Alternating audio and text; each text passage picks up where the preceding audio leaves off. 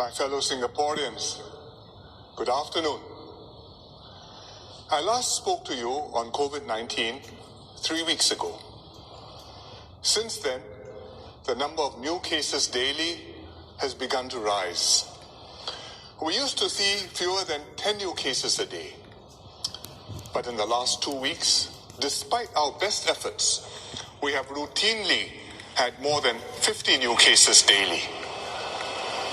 Initially, many of the new cases were imported from overseas, mostly returning Singaporeans. Then last week, we began to have more local cases.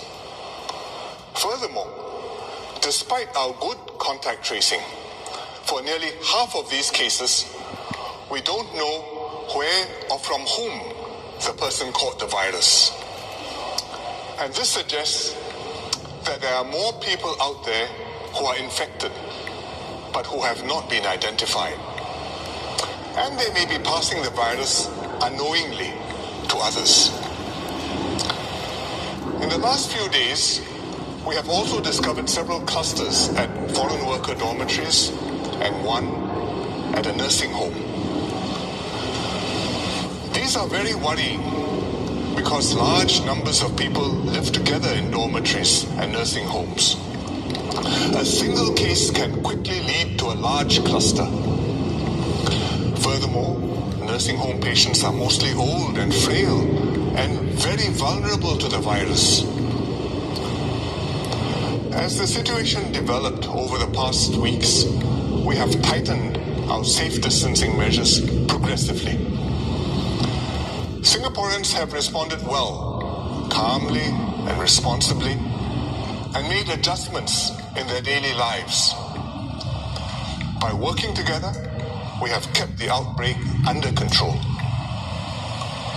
But looking at the trend, I am worried that unless we take further steps, things will gradually get worse, or another big cluster may push things over the edge.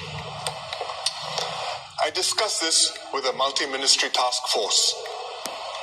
We have decided that instead of tightening incrementally over the next few weeks, we should make a decisive move now to preempt escalating infections. We will therefore impose significantly stricter measures. This is like a circuit breaker.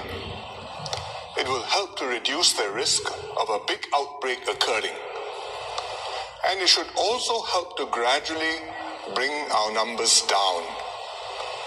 And this, in turn, will allow us to relax some of the measures. This circuit breaker will apply for 1 month in the first instance. The task force is holding a press conference immediately after I finish speaking to you to explain the details. But let me give you the key points.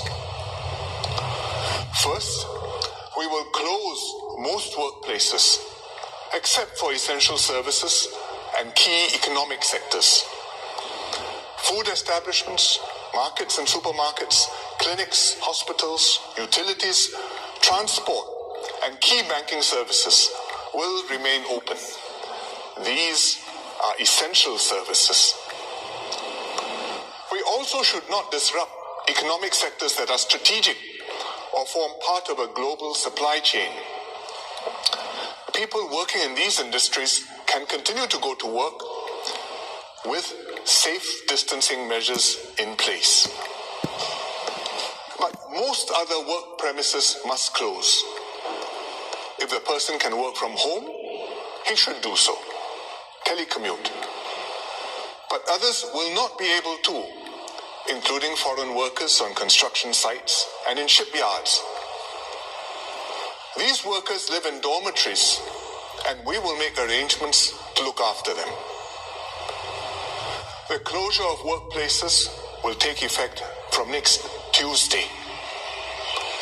This will ensure that most of our workforce stays at home and limits their physical interaction to as few people as possible. Second, we will also move to full home-based learning in our schools and institutes of higher learning. We started with 1 day of home-based learning this week. This has gone smoothly, with some teething issues being resolved. The Ministry of Education will work with the schools to implement full home-based learning starting next Wednesday. All preschool and student care centers will also be closed, but they will provide limited services for children of parents who have to continue working and are unable to make alternative care arrangements. Third, we will tighten restrictions on movements and gatherings of people. It boils down to 3 things. First, stay at home as much as possible. Second, avoid socializing with others beyond your own household. Gatherings should be confined to your household. Avoid visiting even your extended families who are not staying with you, especially if they are elderly or vulnerable. Third, go out only to do essential things. For work, if you are in essential services or in a key economic sector. To buy food at markets or to take out from restaurants and hawker centers. Or to exercise in the neighborhood park, keeping a safe distance from others. The spirit of these measures is to get all of us to minimize physical contact. If we don't go out, if we avoid contact with others, then the virus won't be able to spread. It's as simple as that. But I know this is very hard to do. It's very hard as a practical matter in places like hawker centers and wet markets, because it's difficult to practice safe distancing, especially on the weekends when it's crowded. We will also deploy more safe distancing ambassadors to encourage people not to crowd together. So please cooperate with them. Safe distancing is also hard for a psychological and emotional reason. It goes very much against our human instincts. It is in our nature to want to socialize, to be close to those we are talking to take comfort in the warmth and company of friends and family. I fully understand this, but I hope you will also understand why we all have to take social distancing extremely seriously in this period.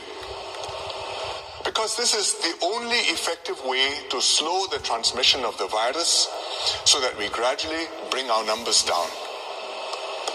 It's also the best way to keep our families safe, and particularly to protect our seniors from getting ill. So please, bear with the painful adjustments that we have to make. Each and every one of us can and must do our part to keep everyone in Singapore safe from COVID-19. Oh my God.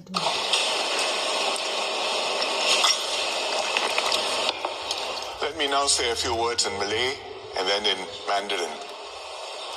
Saudara-saudari sekalian, dalam beberapa minggu lepas, bilangan kes baru COVID-19 telah meningkat. Kami memantau perkembangan ini dengan teliti dan mengetatkan langkah berjaga-jaga secara beransur-ansur. Rata-rata rakyat Singapura mematuhi arahan.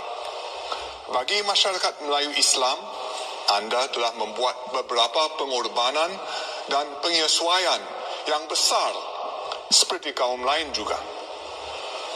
Anda faham kenapa masjid ditutup. Anda mengamalkan salam mufti dan menundakan majlis keramaian yang penting seperti majlis perkahwinan.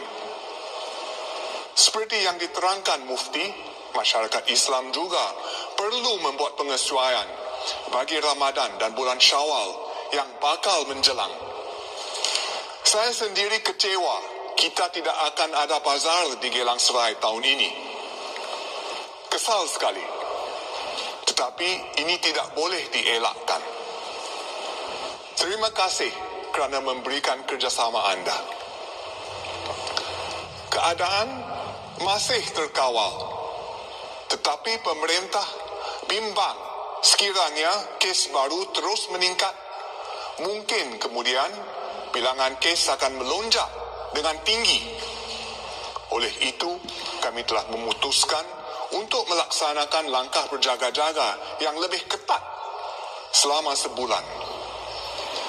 Kami akan menutup sebahagian besar tempat kerja, sekolah dan prasekolah. Tetapi perkhidmatan penting seperti pasar dan pasar raya, tempat makan dan pengangkutan awam akan terus dibuka. Anda masih boleh mendapatkan barang-barang dapur anda dan masih boleh membeli makanan di pusat penjajah. Kami juga akan menutup sekolah dan pusat prasekolah. Saya harap ibu bapa akan terus membimbing anak-anak anda ketika di rumah supaya pendidikan mereka tidak terjejas. Kami akan perketat langkah-langkah untuk memastikan jarak selamat. Sebelum ini, kami pernah katakan bahawa orang ramai boleh berkumpul asalkan tidak melebihi 10 orang. Tapi sekarang, kami mahu anda duduk di rumah jika boleh dan elakkan daripada bergaul selain daripada lingkungan keluarga anda sendiri.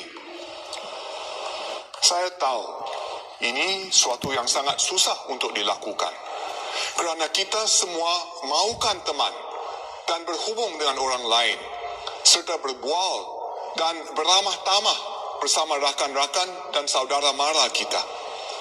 Tetapi saya harap anda boleh bersabar dengan apa yang kita harus laksanakan dan patuhi peraturan demi keselamatan anda sendiri dan kita semua.